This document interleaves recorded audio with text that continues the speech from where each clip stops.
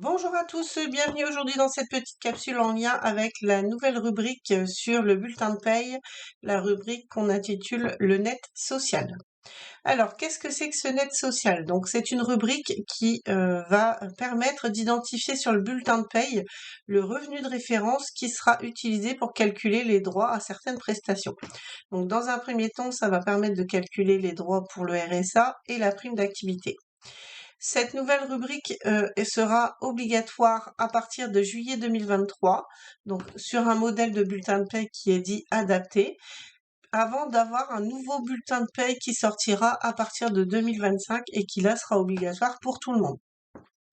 À partir de 2024, cette rubrique du net social intégrera également l'ADSN.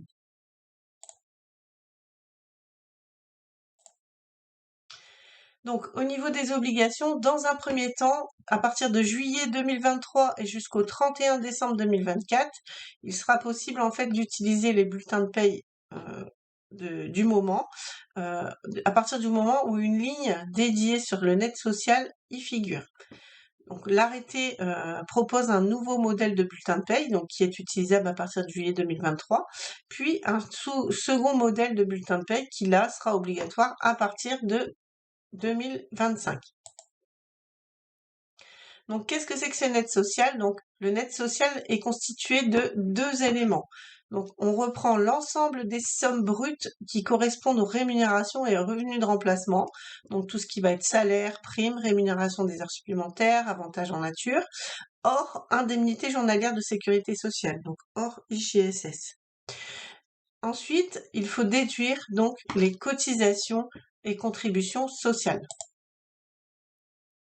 Donc, à quoi sert ce net social? Donc, il sert, comme je l'ai dit tout à l'heure, à identifier le salaire de référence pour le calcul de certaines prestations, et notamment, dans un premier temps, le RSA et la prime d'activité.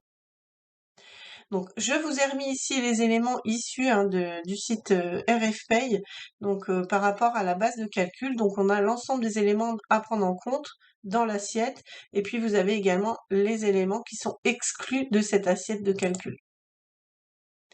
Donc, au niveau des cotisations à déduire, on va déduire la part salariale de l'ensemble des cotisations et contributions sociales qui sont obligatoires, donc d'origine légale ou conventionnelle.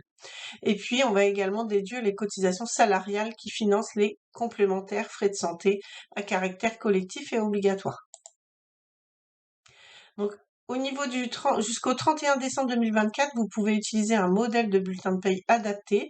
Donc, on ajoutera en fait une ligne net sociale sur le bulletin de paye et à terme, il y aura une suppression de deux lignes qui correspondant en fait à la ligne dont évolution de la rémunération liée à la suppression des cotisations salariales d'assurance chômage et maladie et également la ligne allègement de cotisations employeurs qui correspondait en fait à l'allègement les allocations familiales plus la sécurité sociale. À partir de 2025, il faudra utiliser ce modèle de bulletin de paye. Bien évidemment, il est possible de l'utiliser par anticipation. Donc, vous retrouvez un petit peu le modèle. Donc là, on est sur le bas de bulletin. Pour tout renseignement complémentaire, n'hésitez pas à consulter notre Padlet de veille professionnelle. Petit rappel, l'employeur ne peut pas modifier l'ordre et le libellé des rubriques. Il peut également, par exemple, pouvoir recourir à certains autres libellés pour pouvoir réduire un petit peu ce bulletin de paye. Voici un exemple de calcul du net social, pour pouvoir vous aider à déterminer justement ce montant qui devra figurer sur le bulletin de paye à partir de juillet 2023. Je vous remercie, passez une belle journée.